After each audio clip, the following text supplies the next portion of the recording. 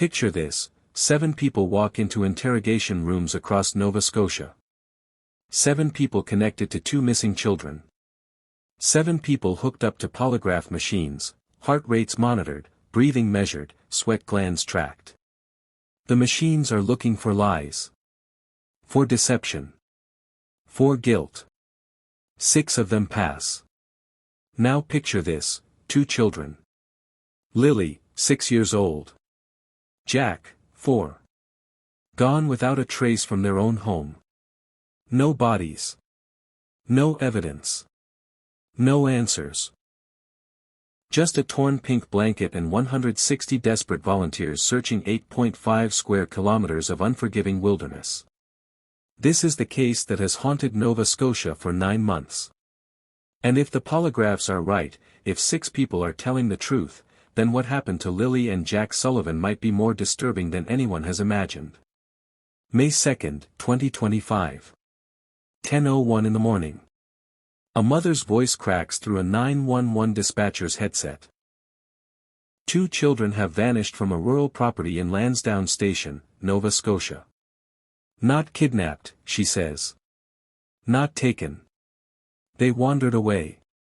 But here's what doesn't make sense. Lansdowne Station is the kind of place where nothing happens. Where everyone knows everyone. Where children ride bikes until the streetlights flicker on. Where doors stay unlocked because crime is something that happens somewhere else. It's surrounded by dense, ancient forest. The kind that swallows sound and hides secrets. The kind of wilderness where 2 small children could disappear forever. And they did. Within hours, the response is overwhelming. Over 160 volunteers flood the woods. K-9 units. Helicopters with thermal imaging. Drones scanning from heights that make the trees look like carpet. Search and rescue teams trained for exactly this nightmare. They comb through terrain that fights back. Thick underbrush, hidden ravines, endless places for small bodies to hide. Days pass. Then weeks. Then months. They find almost nothing. Everyone close to these children, parents, step-parents, grandparents, the biological father living separately, they all agree to polygraph tests. And here's where this case breaks every rule: almost all of them pass. The parents pass. The grandparents pass. The biological father passes. So if they're telling the truth, what happened to Lilly and Jack Sullivan? Before we go any further, if you're new here and cases like this matter to you, mysteries that need solving, children who deserve answers, hit that subscribe button right now. I cover stories like this every single week and I want to know where you're watching from. Drop your location in the comments below. And if you've heard about this case, if you've followed it, let me know what you think happened. Because this story is about to take you somewhere dark. To understand why this case has investigators baffled, why a community is still searching for answers 9 months later, we need to go back to the beginning. To the last ordinary moment.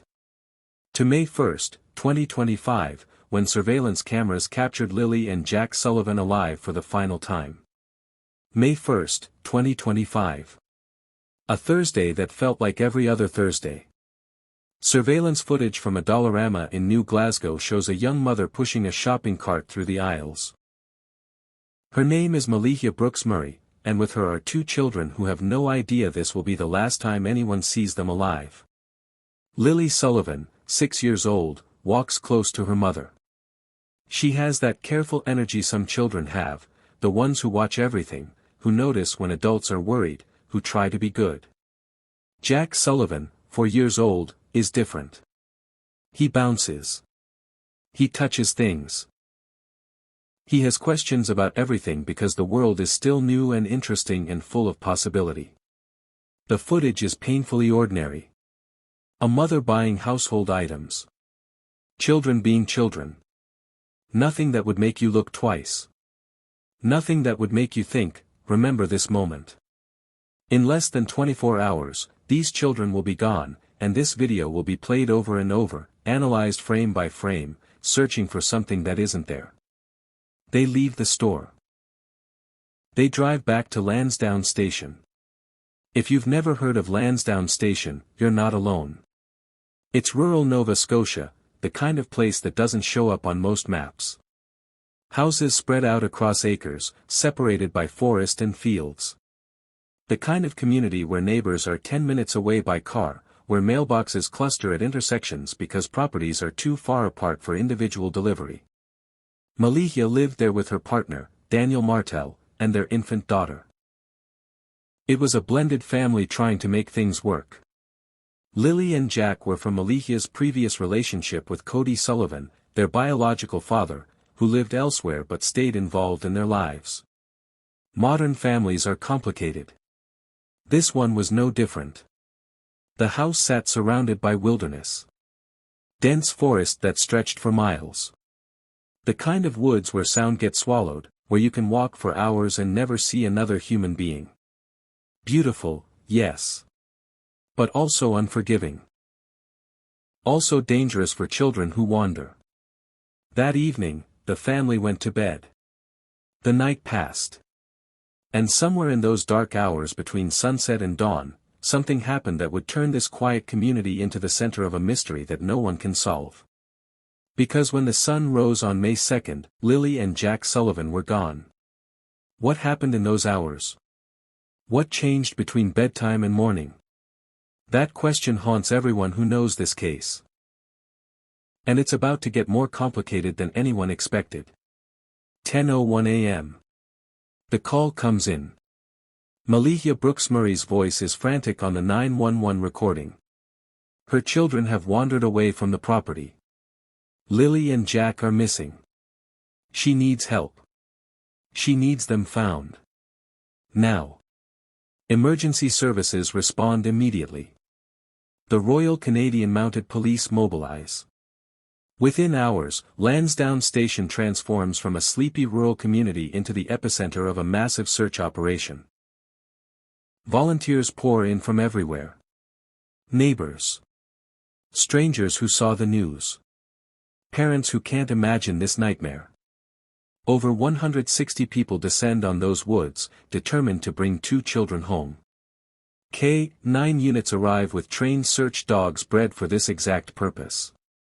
Helicopters equipped with thermal imaging cameras scan the forest from above, looking for the heat signatures of small bodies.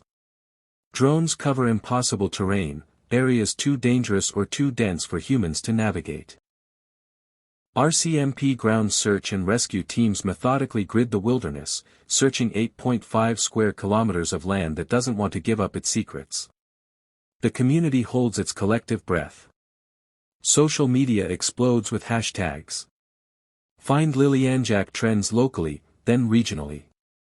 Vigils are organized. Candles flicker in the hands of people who've never met these children but feel the weight of their absence. Parents across Nova Scotia clutch their own kids a little tighter. Because if it can happen here, it can happen anywhere. Everyone hopes for the ending they've seen on the news before. Children found cold and scared but alive. Wrapped in emergency blankets. Reunited with sobbing parents. The happy ending. The miracle. But as sunset comes on day 1, then day 2, then day 3, that hope begins to crack like ice under weight. Because despite the technology, despite the trained professionals, despite hundreds of people searching every inch of forest, they find almost nothing. The only piece of physical evidence is Lilly's pink blanket. Except it's not in one piece. It's torn. One section is discovered in the woods near the family property. Another section turns up in the trash at the end of the driveway. Why would a blanket be in 2 places? Why would it be torn? Was someone creating a trail, trying to make it look like the children wandered into the forest? Or is there an innocent explanation that no one has thought of yet? Beyond that blanket, there's nothing. No small shoes left behind. No clothing snagged on branches. No footprints leading anywhere conclusive. No signs of struggle. No bodies. And then there are the search dogs. These animals can track a scent through rain, through rivers, through conditions that would fool human searchers. But at certain points in these woods, the dogs lose the trail. The scent just stops. Vanishes. As if Lilly and Jack were never there at all. For a case involving two young children in dense wilderness, the absence of evidence isn't just unusual. It's terrifying. In missing children cases, there's a statistic that law enforcement knows by heart. A statistic they wish wasn't true but can't ignore. Family members are involved in the majority of cases. Not strangers lurking in bushes. Not random predators. Family. So when days of searching produce nothing, when the woods refuse to give up answers, investigators start looking closer to home. They start asking questions that make everyone uncomfortable. The timeline doesn't add up. Lilly and Jack were captured on surveillance at that Dollarama on May 1st.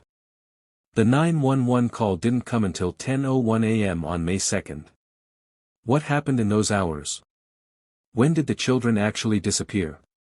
Why was there any gap between their disappearance and the report?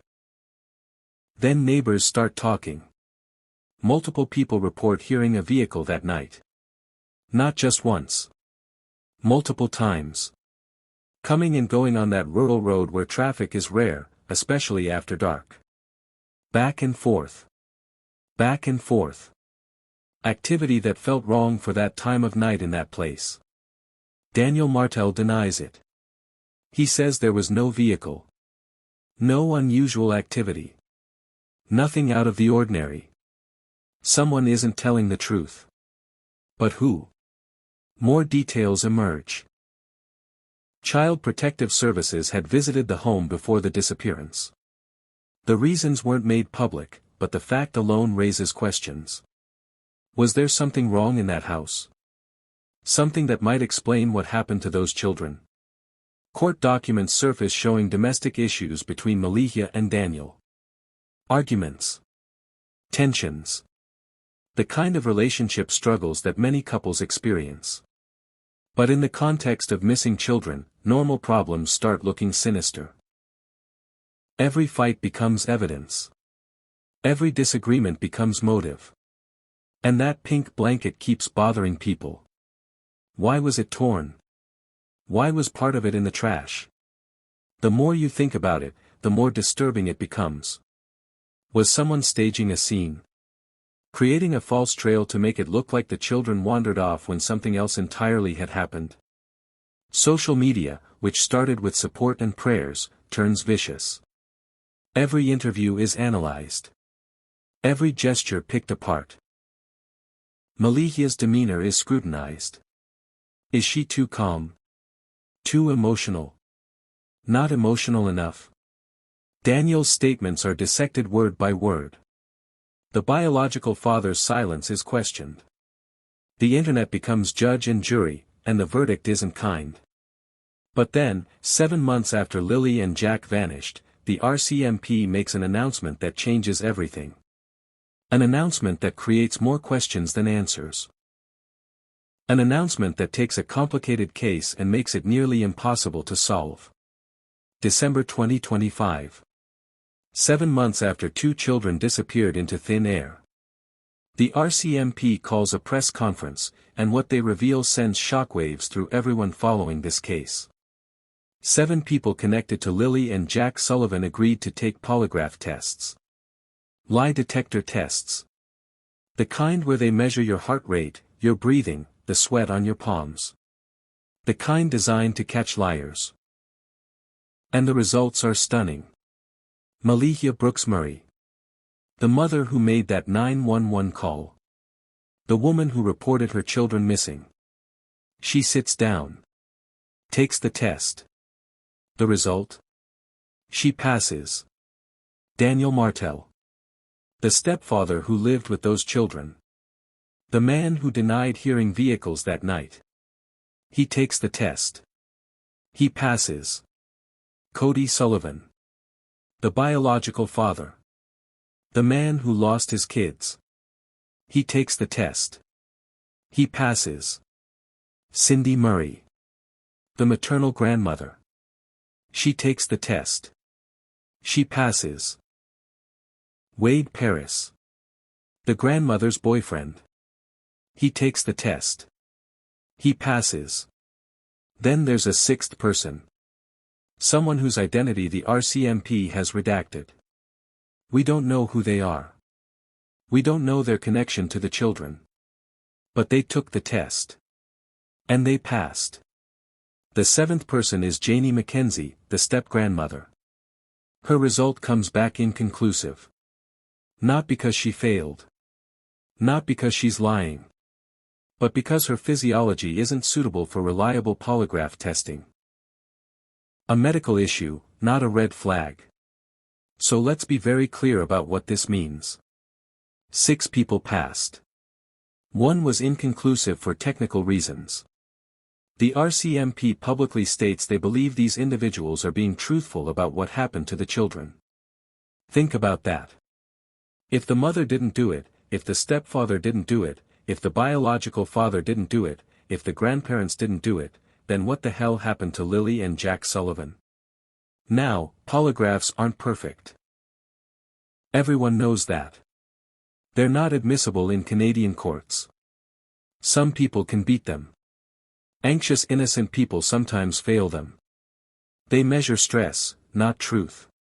But 6 people. 6 different people, all passing. That's not easy to dismiss. The case just became infinitely more complex. Because if everyone close to these children is telling the truth, then the truth is something nobody has considered yet. Something darker. Something that means investigators have been looking in the wrong direction this entire time. And one man is about to say it out loud.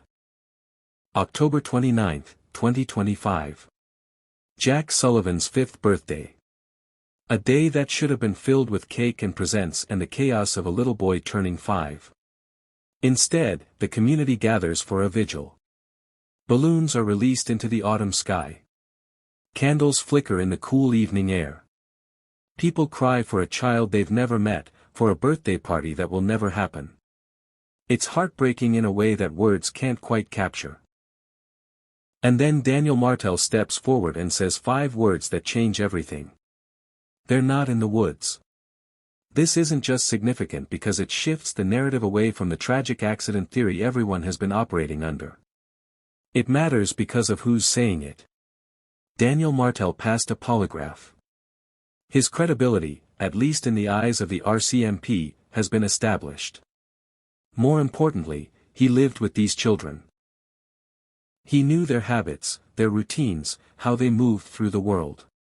He knew that property. He knew those woods. And now he's publicly stating that the theory everyone has clung to, that Lilly and Jack wandered into the wilderness and met with some terrible accident, is wrong. His reasoning is brutal in its logic. Months of intensive searching. Professional search teams with decades of experience. Technology that can detect heat signatures through dense canopy. Hundreds of volunteers covering 8.5 square kilometers of terrain. And they found nothing. No remains. No additional evidence. Nothing but that torn pink blanket. Martel argues it's simply not plausible anymore. 2 small children can't remain hidden in that forest for this long without someone finding something. The woods have been searched too thoroughly. Too many eyes. Too many dogs. Too much technology. So if they're not in the woods, where are they? Martel doesn't say it directly at that vigil.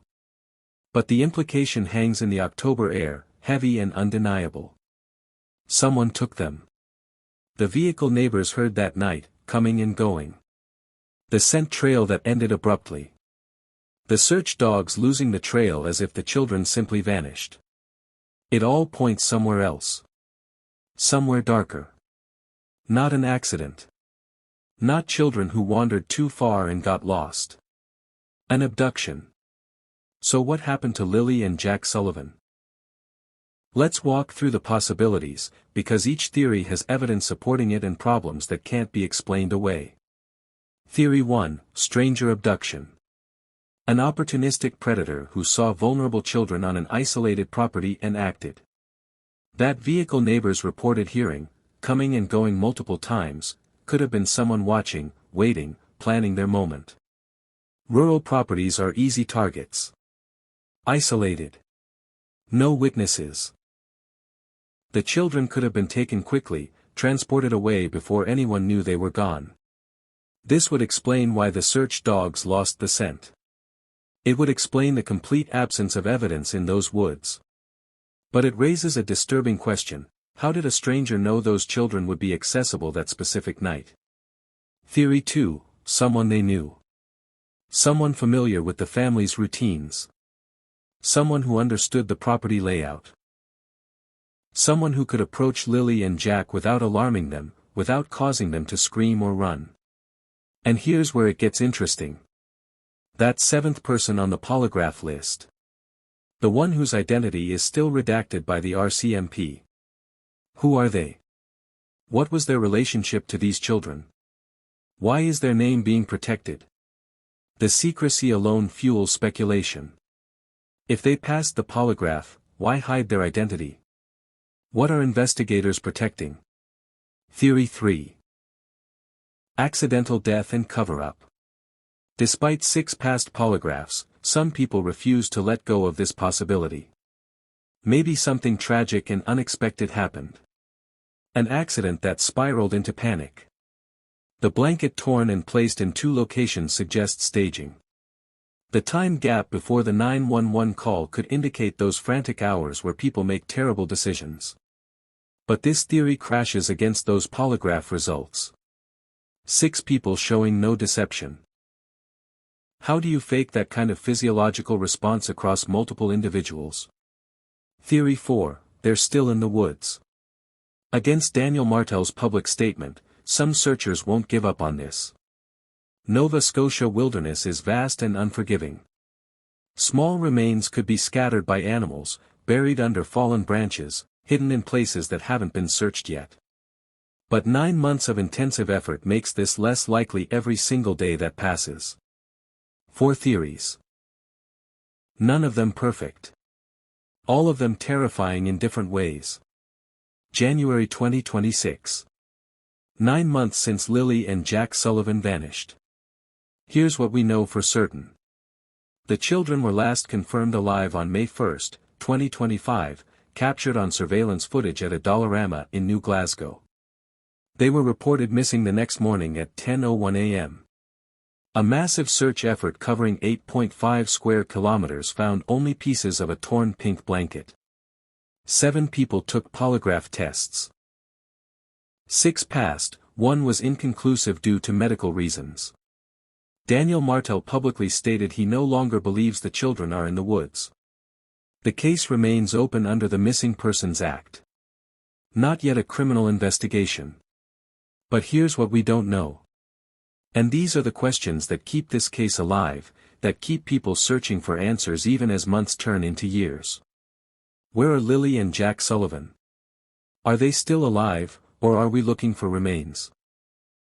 What happened in those missing hours between the Dollarama footage and the 911 call? Who is that 7th person whose name the RCMP has redacted? What role did they play in the children's lives? What did the neighbors actually hear that night when they reported vehicle activity? Why was Lily's blanket torn and placed in 2 separate locations, one in the woods, one in the trash? The heartbreak is almost unbearable to think about. Lilly would be 7 years old now. Learning to read. Making friends. Losing her first tooth. Jack just turned 5. He should be starting kindergarten, learning to write his name, coming home with finger paintings. Instead, there's an infant sister who may grow up never knowing her siblings. A biological father processing grief that has no name. A mother living under suspicion despite passing a polygraph. A stepfather who believes they were taken. A community forever changed. What do you think happened? Do those polygraph results clear the family, or is there something everyone's missing? What's your theory? Drop it in the comments below. I read every single one, and some of you have insights that never occurred to me. Because somewhere in all of this, there's an answer. There has to be. If 7 people told the truth, if those polygraphs are accurate, if no one in the immediate family is responsible, then who took Lilly and Jack Sullivan? And why, after 9 months of searching, has no one found them? Somewhere, someone knows something. A detail that seemed meaningless at the time. A vehicle they saw on that rural road. A person who acted strangely in the days after May 2nd. A conversation overheard. A lie someone told that didn't seem important. Information is still being collected. Tips still come in. The RCMP hasn't given up. The volunteers haven't stopped searching. The family hasn't stopped hoping. Because hope is all that's left when evidence runs dry. If this case affected you, if you believe Lilly and Jack deserve answers, hit that subscribe button right now. I cover cases like this every single week. Stories that need to be told. Mysteries that need solving. Children who deserve to be remembered. And let me know what case I should cover next. Drop your suggestions in the comments. What unsolved mystery keeps you up at night? What case do you think needs more attention? I'm curious, what time is it where you're watching this? And what's the weather like there? I love knowing how far these stories reach, how many people care about finding the truth. Lilly and Jack Sullivan deserve answers. They deserve justice. They deserve to be found. And until that happens, their story won't be forgotten. Not by this channel. Not by the people searching. Not by anyone who refuses to let 2 children disappear without the world demanding to know why. Thank you for watching. Thank you for caring. And I'll see you in the next one.